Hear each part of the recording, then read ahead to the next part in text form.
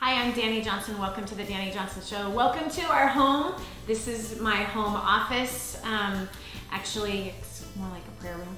But anyway, we are here today and we wanted to do an extension of the last two videos that we did, or shows that we did, about working on a project where that's challenging, like a very challenging project, and that you have lots of challenges and you have little to no experience. And so the teaching point that we've been using has been about our home. We've just built our dream home and paid cash for that dream home because we spent the last 27 years building businesses and the last 18 years living really, really frugal on purpose. Not increasing our lifestyle when we increased our income, but keeping everything really, really well below our means. And so now we're in this incredible home, and if you haven't seen any of the videos on it or any of the shows that we produced right here from the house, you need to go see it. It's like really, really a spectacular thing. So this is point 3, and this is gonna be our final point. It's our final point concerning like working in a challenging project where you have little to no experience. Point 1 was about managing expectations. I went into depth on that on the 3 weeks ago. And then 2 was about communication, some really important tips concerning communication. But here's my final point. I was gonna give you 4, but I'm combining these 2. Number 1, don't freak out when things go wrong. Don't freak out when somebody drops the ball. Here's something that I'm going to tell you. This is so important. And I'm going to combine 3 and 4 together, because 3 was about encouragement, which I did talk quite a bit about during the tip about communication. But that rather than freaking out when somebody doesn't follow through, you have to understand this, that you have to expect that people are not going to follow through. Here's also what's important. I want you to understand and discover the personality of the people that you're actually working with. You see, there's some personalities that are like super timely and really diligent and really organized, and they've got everything together. But that's not everybody that's working on your project. You have other people in your project that are super creative and they're free flowing, and they have to have free flow. They have to be able to move and groove and flow and turn and jump and whatever like that. There's some people on your team that are that way. Those 2 different personalities are complete opposites. And so when you are able to discover what the personality is of everyone that's on your team, whether the team is your family and the family's working on a project, or the team is at work, or it's at your church, or at a charity that you volunteer for, discover what the personality is of the people that are on the team. If you do not have that understanding, you're creating stress for yourself big time. And you're creating stress for them because they're feeling like they're failing you all the time. And so this is where it's really important that when something doesn't happen, right? I'll give you a prime example.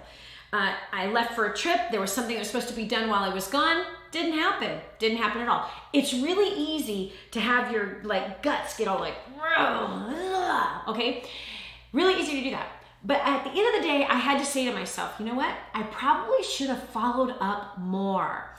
Listen, somebody gives you a deadline. I will have this to you on Monday by 3 o'clock. Awesome. What you need to do is you need to understand who said those words. Because there is 2 personalities that when they say that word, they really mean it. They really want to have it done by 3 o'clock. They desire to have it done by 3 o'clock. They are pointing themselves to have it done by 3 o'clock. But the likelihood of those particular 2 personalities of having it done by 3 o'clock on Monday is like next to nothing. The likelihood is it's probably not going to happen. So what you have to do when you understand their personality and you understand the intentions and their motives and all of that stuff, it helps you to understand that it's not going to be there at 3 o'clock on Monday. In fact, I probably should follow up the Thursday before and say, how's the project coming? I probably should even follow up on the Friday before and say, hey, are we closer to it? Is it really looking like Monday at 3 o'clock is still gonna happen? And maybe even follow up on Monday morning, like, hey, how's that going? Are you having any challenges? Has there been something that is standing in your way? Is there anything I can help you with? Let me tell you something. The people who have the greatest success are people who understand other people and how they operate, what their motives are, how they are motivated, and actually how to have grace with them. Again, expectations that meet the person. So if you're working with creatives, tend not to have the expectation that they're going to have it done, especially if you leave them alone. If you leave them alone to do it, and there's no follow through on your part with them, no check-ins with them, you can pretty well guarantee they ain't gonna have it done. However, if they are that personality that's super detailed, super organized, everything is on a calendar, okay? They optimize their time, they have an understanding that you need to have a buffer. If you make a commitment to something and you say, I can have it by 3 o'clock on Monday, their real goal is actually the Wednesday before at noon. That's their real goal because they like to under promise and over deliver. So they don't say Monday at 3. They might say Monday at 3 to you, but their real goal is Wednesday at noon, and that's when they're actually going to give the deliverables, right? Because they understand buffers, they need a buffer of time. Why? Because stuff doesn't happen. Something doesn't get shipped. A car that got broke down on the way to delivering the item. A pipe that blew up. Do you understand what I'm saying? So these kind of things that happen that cause a project to not get done. And so the one who's super organized and detailed, they understand that. Therefore, they create a buffer for the just in case, natural disasters happen. And if the natural disaster doesn't happen, then I still look good because I delivered it 5 days early. So no matter what, it's a win-win. And so, but if the people you're working with do not have that personality, that they're more creative, well, they're going to give you the deadline Monday at 3 o'clock, and if they're of one particular personality, they're going to stay up all night every night through the weekend and just push, trying to get it done. So they're going to get it done at 3, right? And they're going to stress themselves out, and that's what they're going to do.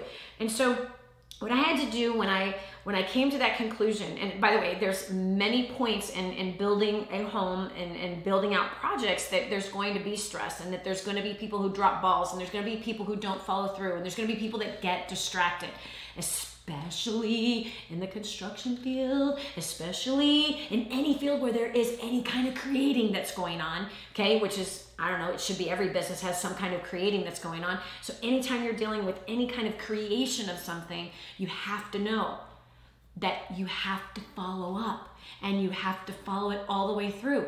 It doesn't mean this, and I've seen this happen so many times, like, oh, well, no, but I sent them an email. That's not following up, fool. No, the email can get lost in cyberspace. The email, absolutely, and you would agree with this, gets lost with what? 100 other emails that they got that day. And if they didn't check yours, guess what? Tomorrow there's another 100 on top of the other 100 that came in the day before. So do you understand? So that's not following up, is not sending an email.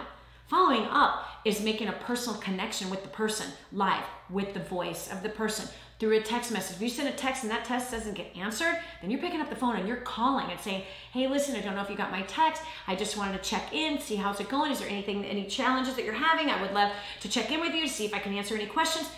You got to follow it through, because if you do not keep your agenda in front of the person, somebody else is putting a different agenda in front of the person. So there's always urgent things that people need to take care of. If you want something to get done and you're dealing with a project that you have no experience in it, and you're wanting to make sure you produce a result, and you're wanting to get done in a timely fashion, and you're wanting it to be successful, then you want to learn the art of following up that will help you not freak out when something doesn't happen. So also on this point, do this. Own the responsibility you own of it. Own your part. Like I said, when something didn't get done, I was like, all right, well, that person just taught me that I needed tighter follow-up scheduling. That's it. What I just learned when I'm working with this person is I better keep the agenda in front of that person, not every 3 days, not once a week, but this person needs a daily check-in, needs a daily follow-through, needs a daily, hi, I'm here. Why? Because that person has 20 other people going, hi, I'm here, in front of them all the time. And so anyway, I hope that this is helpful for you. Stressing out and freaking out is a choice. And I spent too many years freaking out and stressing out over things, and it just robs your life. It makes you get old faster, I promise you. You can tell, right? Have you not ever seen an elderly woman who looks like she's been like I mean, she's wearing life all over her. Do you know what I'm saying? Like, you can see it in the pain. You can see it in the scowl. You can see it in the frown. You can see it in the lines. You can see it in the very weathered look about her and or him. And yet there's also other people who are the same age that don't have that. Have you ever seen it? They've got peace on their face versus lines of despair. They've got joy that's exuding out of them, coming out of their eyes, coming out of their mouth. You can see it. There's just this pleasantry about them. And why? They've chosen to not freak out in projects where somebody drops a ball. And it could be a big one, and there could be big mistakes. Freaking out about it doesn't fix it, doesn't make it better, certainly doesn't help you solve the problem easier, but it stresses you and everybody else out. So don't freak out, but instead understand that everyone needs to be followed up with, and choose to understand the personality of the person so that they can, you know what they need so that the whole team can work really well together. I'm Dani Johnson. Thanks so much for joining us today. If this is your first time catching the Dani Johnson Show, I've got a gift for you. If you go to firststepstowealth.org, you're going to find a $15 book that if you pay the shipping, I'll pay for the book. This isn't one of those cheesy books that you've been seeing floating around all over the internet these days, like everybody's an author all of a sudden. No, First Steps to Wealth is being taught in universities all over the world and has been for several years. This particular book has helped people like a single mom of 3 children who was flat broke, who had no business experience. Through reading this book, started a little business right from her kitchen making truffles. Made $25,000 her first year, which, by the way, the average income in the country in which she lived is $600 a month. So this was a huge income. Now she's got 25 employees. She has generated tens of thousands of dollars.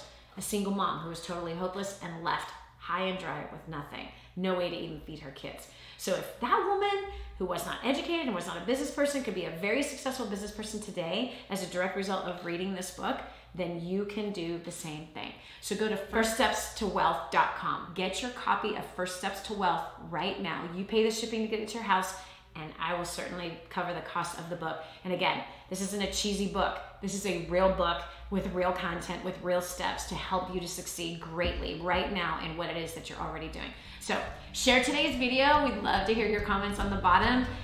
And I'd love to see you live, face-to-face one day at one of our live conferences. God bless you. Talk to you soon. Bye. If this episode was an encouragement to you, go to DaniJohnson.com and share it with your friends now. You never know who else needs to hear it. This has been The Dani Johnson Show. Join us every weekday at 7 a.m. for more insights that will help you get to the life you've always wanted.